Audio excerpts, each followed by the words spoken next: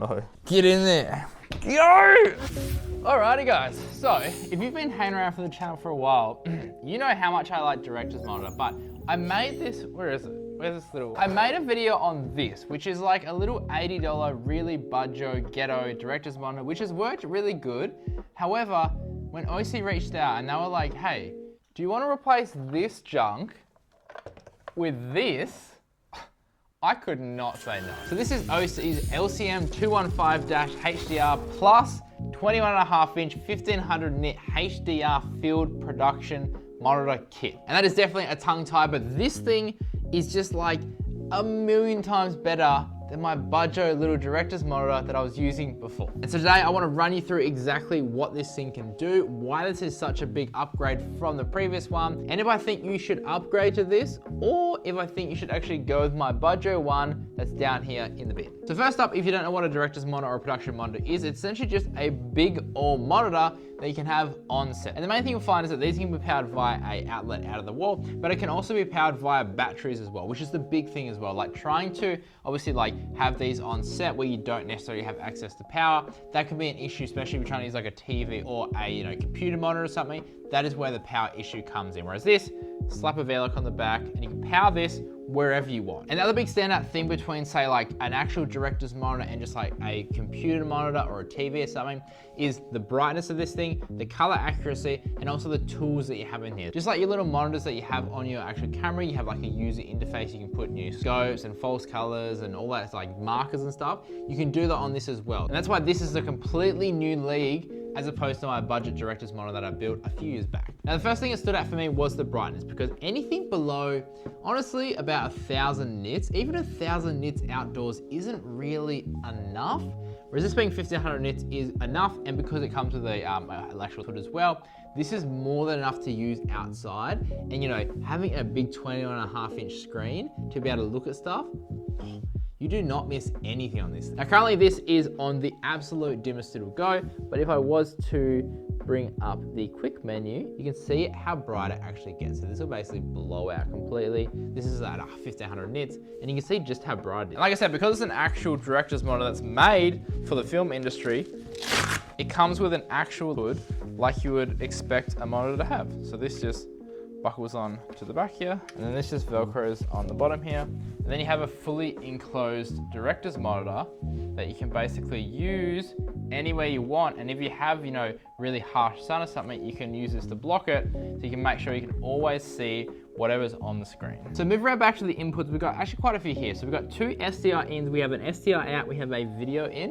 which I'm not sure exactly what the difference is between an SDR in and a video in. When you look at that, we have one HDMI in, we have a USB for upgrading, we have a audio in and a headphones port as well, which is actually really handy. So like I never really thought what you'd use headphone ports for and stuff, but if you think about it, if you're wirelessly transmitting to a director, they need to be able to hear, the good audio. And then essentially if you take, get a wireless transmitter, like your little Rode Go's and stuff, or the full AMX5, if you essentially use that and transmit to your camera, you can then transmit the signal via HDMI or SDI to the director's monitor, and then the director can hear the actual sound coming from the boom that's getting transmitted to the camera. It's getting transmitted to here. So that is super duper cool. And then we obviously have the V-mount plate. You can get a gold mount plate as well. I opted for the V-mount plate, or you can get it without it if you're never gonna actually use it with batteries. You have a little mount down the bottom here to be able to actually mount it on a spigot. Have the AC in and the on-off button. And then we've got a few little mounting points here where we can actually put our accessory mounting plates on. I wish this had more 3/8 like mounting points on it, because obviously you now have to get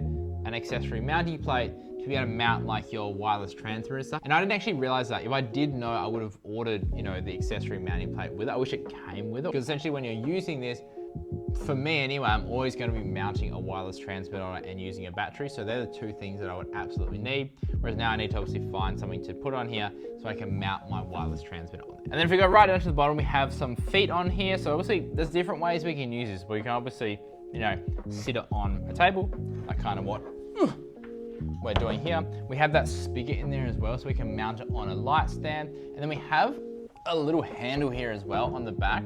And this is really good for just being able to, like transport it, carry it, and, pull it out of cases and whatnot, which I actually touched on a little bit later. I found an absolute steal of a case, get in there, which you can use as a hard case for this, and it fits with a little bit of modification to the foam insert that this comes in. I'll show you that in a sec. Now if we jump on the front panel here, we have a input select, so we're able to choose SDR1, SDR2 video or HDMI, and then we can start to use these buttons to go through the menu. So if you press OK, it'll bring up the main menu. However, if you go back and you press up and down, it accesses like a quick menu. So this is like your main stuff like brightness, sharpness, backlight, contrast, saturation, volume, the main stuff that you need at a quick glance. And obviously if you need the more menu stuff like here, you can go into the actual menu. Super easy interface, you go down, left, right, you know, it makes sense. You know, if you want to go across, you go across. If you want to change something, you go down, across, up, down, change it. And you have a ton of different things. And this is what I was saying before, like when I built that budget director's monitor, big downside is that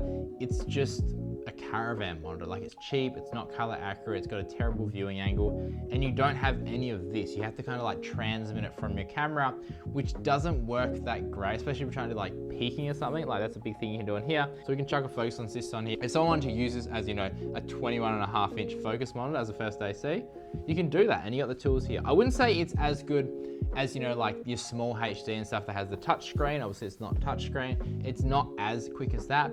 But the cool thing is that you have 4 preset buttons down here as well. So we go out of here, we can preset the things that we want. So this first one is a camera light, which I'll have to turn off on the camera to be able to see that. Turn that off. So if you press it once, it'll show it. And if you press it again, it'll obviously turn on. So this is false color. We then have a marker on that one, and we have anamorphic. So this is really cool. If you want to shoot anamorphic, we can just kind of like quickly smack it up to, you know, 2 times. If we shoot in 2 times, I believe if you hold for 2 seconds, you can change the user presets. So there's actually 4 user presets we can do. So say for example, if you had, you know, 1 user preset for anamorphic shooting, and it's like you would have your anamorphic and maybe focus peaking and different things. And then maybe for other shooting, you would have a different set of tools that we'd use. So you could set up different profiles on here. And then depending on what you're shooting, you can just quickly set that up, and it basically will change the quick tools that you're going to be using on these buttons stuff, which is super duper cool. And honestly, like any tools that you would use on your on-camera monitor, you can basically put on here. So like vector scopes, histograms, focus peaking, false colors, all that stuff. The main thing you have to keep in mind though is obviously at the moment, we're transmitting a Rec 709 image from the camera to here.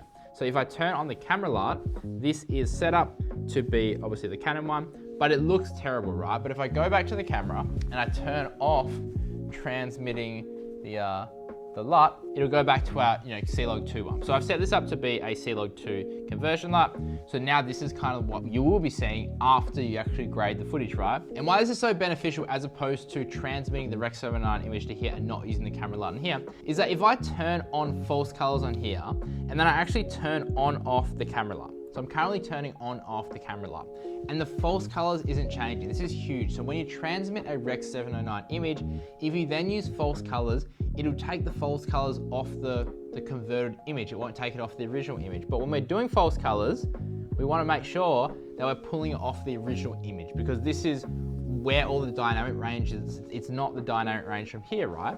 So that's why it's awesome. For some reason, the Canon C70, it'll transmit Rec 709 when you're recording, but then when you play back, it can't transmit via HDMI, which is really freaking annoying, but that's why this is perfect, because you turn it off from the camera and then you can put your LUT in here and then you can just watch it how it's gonna be. Now, the other cool thing as well is because it's got that USB port, you can actually upload your LUTs to this. So if you have a specific LUT that you use on every single bit of your footage and you wanna see what it's gonna look like when you're on location before you even press record, you can actually plug in a USB, you can upload to here, and same thing.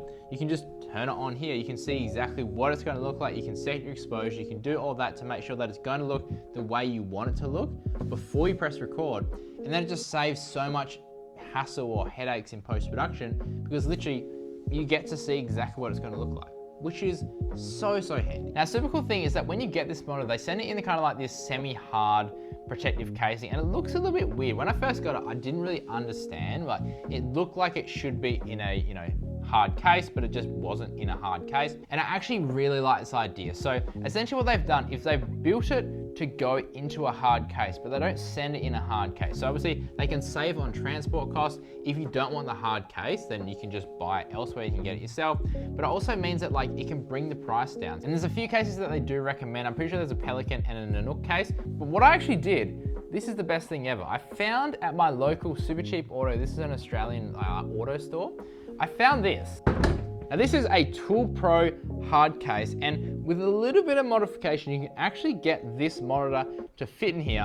And I picked this up for 99 Australian dollars on special. Okay, so we just picked up this case. And the cool thing is that I think the dimension of this will fit the new Osee Director's monitor. We don't need any of this. Moment of truth, let's see if it actually fits or not.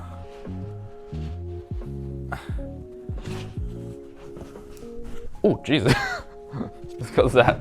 It's looking pretty good. Can we take this out? Yes. Oh my God, does that fit in there? Oh no. Get in there. Go! I'm pretty sure it does fit. I think it's just like, it's a few millimeter too wide on a few sides. So you can see it has more room to go down. I think it's just hitting on the wheels here. So I think with a little bit of chopping and stuff, this should push down a little bit more, and then that top should fit on. So this is actually a way better option, way cheaper option as well. And this one has wheels, and it's got the handle and stuff, so it'll make it super easy to transport, which is sick. She got like double-sided tape on the bottom, so when you fit it, you can literally just take this off, stick it in, and then it permanently stays in the case. Still sitting up a bit. All right, so we managed to get it in here with a little bit more chopping and change. You can see like how much we had to actually chop out, which wasn't actually that much, but it was a little bit more than what I originally thought, but it fits. Look at that. It's like kind of a little bit sloppy in some areas. I guess it wouldn't fit as well as in the exact one. However, for literally like a sixth of the price, our director's monitor in the case now, which is super duper cool.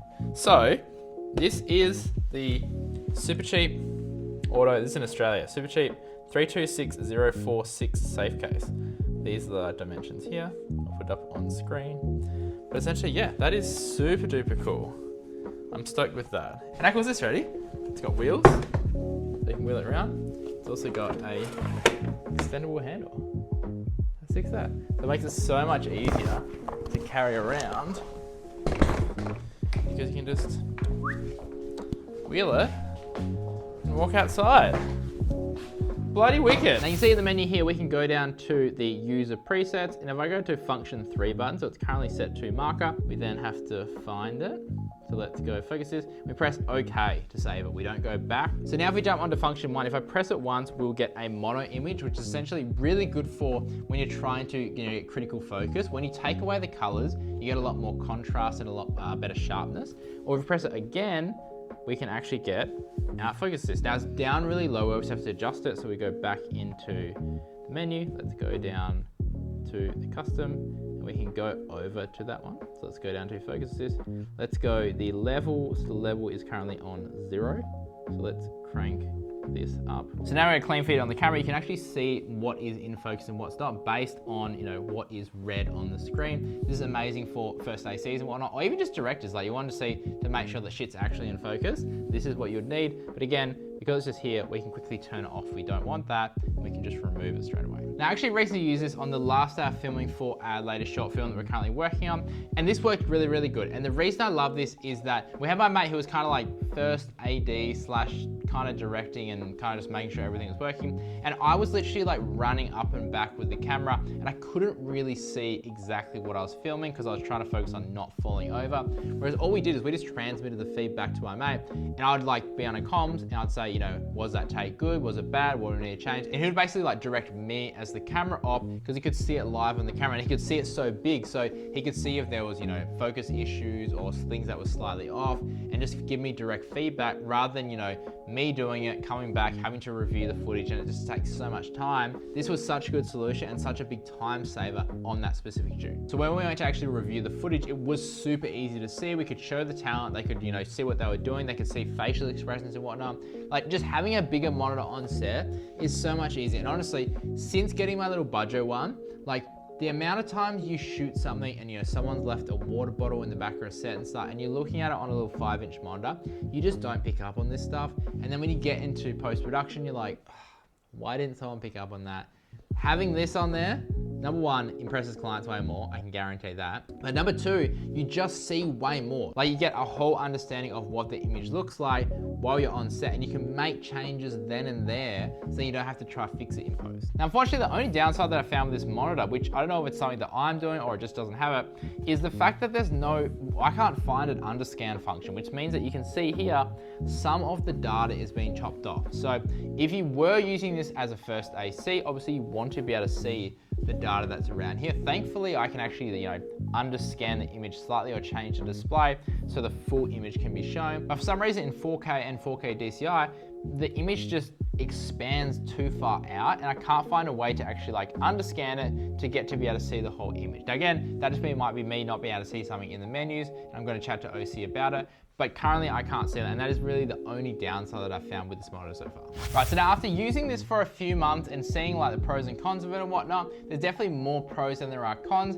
but what do I think of it and do I think it's worth it? Now, if we compare it to my budget director's monitor, which literally costs $80 because I got a second hand, this is just gonna seem like absolutely insanely expensive, but this director's monitor costs $1,239 US. But also think about if you compare it to, small rig. If you look at a 10-inch small rig, you're gonna be paying, $4,000, $5,000, $6,000 for that. Whereas compared to this is a much more budget alternative when we compare it to other brands like small rig. And okay, yes, you may be lacking some of the features like a touch screen and the small rig user interface and stuff. But this is such a good stepping stone to getting into having a big director's monitor on set, especially something that has way more control over, what you're actually seeing on the screen and making sure you're actually seeing a good representation of what the camera is presenting. And if you're wanting to wow clients and set yourself up above the rest and just show that you're serious about this, having a big director's monitor on set, honestly, the amount of clients that are like, whoa, this is next level. We did not expect it. They don't even expect to get little monitors, let alone a big old freaking screen like this that they can see everything on